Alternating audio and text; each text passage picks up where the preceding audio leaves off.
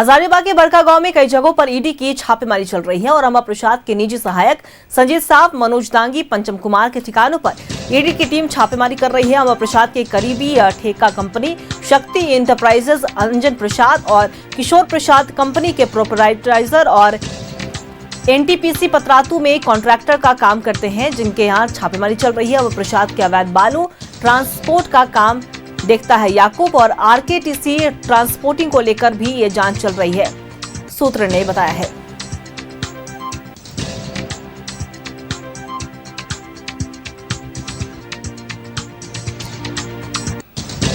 बड़ी खबर हम आपको बता रहे हैं, अम्बा प्रसाद के करीबियों पर शिकंजा कसा गया। एक बार फिर से ईडी की टीम लगातार छापेमारी कर रही है। बता दें आपको कि अम्बा प्रसाद की करीबी ठेका कंपनी शक्ति इंटरप्राइजेज, अंजन प्रसाद और किशोर प्रसाद कंपनी के प्रोपराइटर एनटीपीसी पतरातू के कॉन्ट्रैक्टर का ये करते हैं काम और अम्बा प्रसाद के अवैध बालू ट्रांसपोर्ट का काम याकूब देखता है। वहीं आरकेटीसी ट्रांसपोर्टिंग को लेकर भी ये जांच चल रही है। सूत्रों के हवाले से बड़ी खबर निकलकर सामने आ रही है।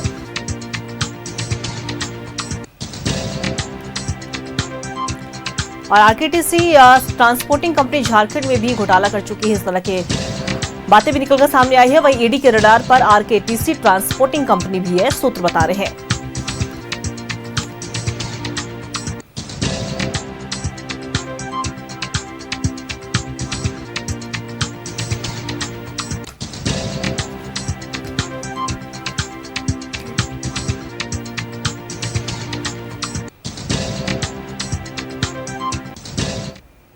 और इसी खबर पे और भी ज्यादा जानकारी के लिए देने के लिए हमारे साथ हमारे सहयोगी इमरान बड़का गांव से लाइव बने हुए, उनका रुख कर लेंगे। इमरान, देखिए एक बार फिर से अम्बा प्रसाद के करीबियों के यहाँ लगातार ईडी की टीम छापेमारी कर रही है और तमाम बातें, घोटाले की बातें भी निकलकर सामने आ रही है, क्या कुछ अपडेट? देखिए, जिस तरह से अम्बा प्रसाद योगेंद्र साव से जुड़े जो रिश्तेदार और उनके करीबी के ठिकाने पर ईडी के द्वारा जो है वह दबिश दी गई है और दबिश के दौरान जो है कई महत्वपूर्ण बिंदुओं पर जांच की जा रही है। हालांकि जिन बड़का गांव के इलाके में जिन लोगों के ठिकाने पर यह पूरी कार्रवाई शुरू की गई, वो मैक्सिमम जो लोग हैं वो बालू से जुड़े कारोबार में शामिल हैं और कहीं न कहीं मनी लॉन्ड्रिंग के इस खेल में बालू के द्वारा जो अवैध जो रकम आती है उसे ईडी जांच कर रही है। हालांकि पिछले वर्ष जब ईडी इस पूरे मामले में जांच की गई थी तो जबरन जमीन के कब्जे के साथ साथ मनी लॉन्ड्रिंग और अवैध खनन से जुड़े मामले को लेकर के कार्रवाई की गई थी। हम इस वक्त समाधान भवन पर मौजूद है। समाधान भवन अम्बा प्रसाद और योगेंद्र साव का ये अपना घर है। उनकी मां जो है वो इस वक्त यहाँ पर मौजूद है और जिस तरह से इस पूरे मामले पर कार्रवाई की जा रही है, सुबह 6:30 बजे से ही ईडी के जो लोग हैं वो यहाँ पर प्रवेश किए थे और उसके बाद से लगातार छापेमारी की जा रही है। रेहानी, पूरी जब टीम पहुंची यहाँ पे तो क्या कुछ यहाँ पे दिखाई दिया, कैसे ये लोग घुस पाए यहाँ पे? 6:25 से 30 मिनट के बीच में ईडी के अधिकारी लोग आए। उस समय पूर्व विधायक निर्मला देवी वॉक के लिए बाहर गई हुई थी। जब वो आई, उसको ले जाके साथ में अंदर ले जाके उसके बाद गेट को लॉक किया गया। उसके बाद ईडी की जो कार्रवाई है, पूछताछ या सबूत खंगालने का कार्य चालू उसी समय। काम करने वाले लोग हैं जो सामने में रहते हैं उनको भी लेके, इनका जो सामने जो इनका घर है जो देख रहे हैं, यहाँ देख रेख के लिए रहते थे। समाधान भवन इन्हीं लोग की निगरानी पे रहता था। विधायक नहीं रहती है तो इसकी माँ वगैरह रहती, नहीं रहने के कारण सारी जिम्मेवारी यहीं के लोकल लोग का है। तो यहाँ का जो लोकल है उनको भी लेके जाके पूछताछ के लिए उनको भी रखा गया है। देखिए, बिल्कुल जो अंदर की तस्वीर आपको हम दिखा रहे हैं कि अंदर में जो ईडी के अधिकारी जब अंदर में मौजूद हैं समाधान भवन में, जो कि योगेंद्र साव का यह पूरा घर है, वो नए भवन के रूप में बनाया गया है।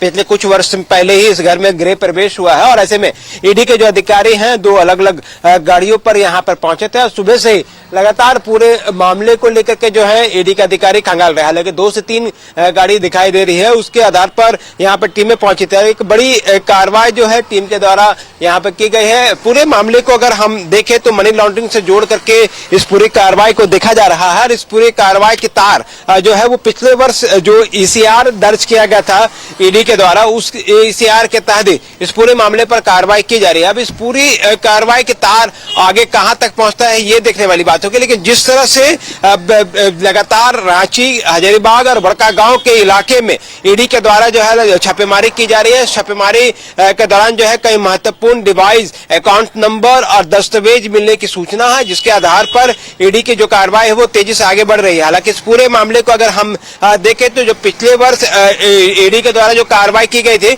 तकरीबन 17 ठिकानों पर उस वक्त यह पूरी कार्रवाई की गई थी। योगेंद्र साहू, अंबा प्रसाद के साथ साथ निर्मला देवी जो कि पूर्व विधायक यहाँ पर रही हैं, उनके साथ साथ उनके रिश्तेदार और करीबियों के ठिकाने पर यह पूरी कार्रवाई की गई थी। तो ऐसे में इस पूरी कार्रवाई के दौरान जो है अब जब संविधान भवन पर ईडी के अधिकारी यहाँ पे पहुंचे हैं तो कई चीजें जो है वो महत्वपूर्ण कड़ियां जो है वो दिखाई दे रही है। तो ऐसे में इस पूरी कार्रवाई के पीछे जो लोग हैं वो किस कारोबार से जुड़े, हम रेहान लोकल है यहाँ से, रेहान से जानेंगे। रेहान, जो लोग के घर पे ईडी पहुंचे उसका बैकग्राउंड क्या है, किस तरह के कारोबार में शामिल है?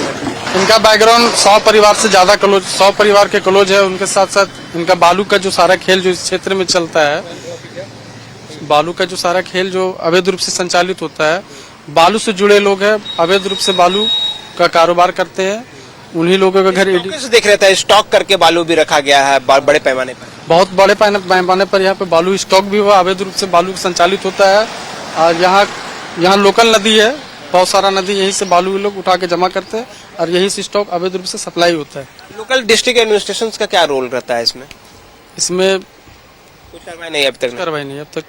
देखिए, मैंने रेहान जो कि हमारा स्थानीय संवाददाता है जो कि बता रहा है कि जो जिन जिन लोगों के ठिकाने पर आज सुबह से ही ईडी के द्वारा छापेमारी की जा रही है वो मैक्सिमम लोग जो हैं वो 100 परिवार, मतलब योगेंद्र साहू, अंबा प्रसाद के जो करीबी है, उनके रिश्तेदार और करीबियों के ठिकाने पर यहाँ पूरी कार्रवाई जो है वो देखने के लिए मिल रही है। और सुबह से ही अलग अलग जगहों पर जब छापेमारी की गई तो ज्यादातर वैसे लोग हैं जो अवैध तरीके से बालू का संचालन भी करते हैं, कार्रवाई भी करते हैं और आसपास के नदियों से जो बड़े पैमाने पर अवैध तरीके से जो बालू के कारोबार और बालू जो निकाले जाते हैं उसको स्टॉक किया जाता है और उसके बाद अलग अलग जगहों पर उन बालू की सप्लाई भी की जाती है। तो ऐसे में अवैध खनन से जोड़ करके इस पूरे मामले को देखा जा रहा है। संविधान भवन पर जब ईडी की टीम पहुंची है तो यहाँ पर पूर्व विधायक निर्मला देवी मौजूद जरूर है, लेकिन अंबा प्रसाद के बारे में बताया जा रहा है कि वो बिहार में जो है अपने चुनावी कैंपेन जो कि पर्यवेक्षक बनाया गया कांग्रेस पार्टी के तरफ से। तो ऐसे में बिहार में वो अपने जो पार्टी के लिए जो जिम्मेदारी दी गई है उसके तहत वह व्यस्त है, लेकिन अन्य जो लोग हैं वो यहाँ पे मौजूद। देश के अलावे निर्मला देवी जब यहाँ से मॉर्निंग वॉक में अपने घर पे जैसे ही प्रवेश की, वैसे ही ईडी के लोगों ने उसे घेरा, उसके बाद घर के अंदर लेकर के तमाम लोगों को लेकर के चले गए और पास में ही काम करने वाले जो पड़ोसी हैं जो इस घर की देख रेख करते हैं उनके लोगों को भी इस घर पे बुलाया गया, उनके लोगों को भी इस घर पे रखा गया है ताकि किसी भी तरह के और जो लोग हैं उसकी जानकारी मिल सके। फिलहाल इस पूरे मामले को लेकर जांच की जा रही है। फिलहाल आपका बहुत बहुत शुक्रिया हमारे साथ जुड़ने के लिए और तमाम जानकारी साझा करने के लिए। देखिए, लगातार ईडी की छापेमारी चल रही है और इस बार पूर्व विधायक अंबा प्रसाद के ठिकानों और करीबियों के ठिकानों पर भी ईडी की रेड चल रही है और 2024 में भी 18 मार्च को ईडी ने दबिश दी थी हजारीबाग की पूर्व विधायक, हजारीबाग के बड़कागांव की पूर्व विधायक अंबा प्रसाद के ठिकानों पर, जहां से कई अहम दस्तावेज भी बरामद किए गए थे। और देखिए, तमाम घोटाले की खबरें निकलकर सामने आ रही है, चाहे वो तमाम कंपनियों के नाम हो। ठेका कंपनी में अंजन प्रसाद और किशोर प्रसाद कंपनी के प्रोपराइटर बताए जा रहे हैं और एनटीपीसी पतरातू के कॉन्ट्रैक्टर का करते हैं काम, जिनके ठिकाने पर भी ईडी की रेड जारी है।